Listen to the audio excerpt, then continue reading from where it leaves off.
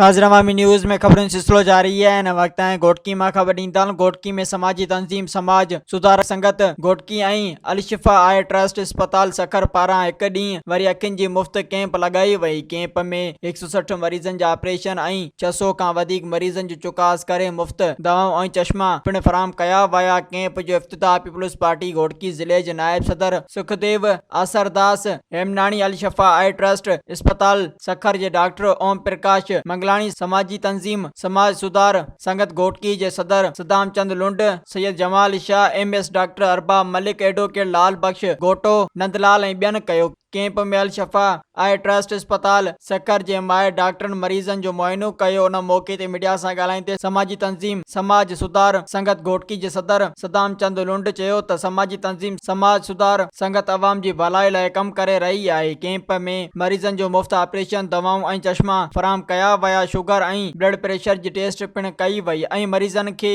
खाधो पीतो पिणु ॾिनो वियो। मज़ीद खबरों और तफसीलात के लिए विजिट करें हमारी वेबसाइट www.awamiNewsHD.com।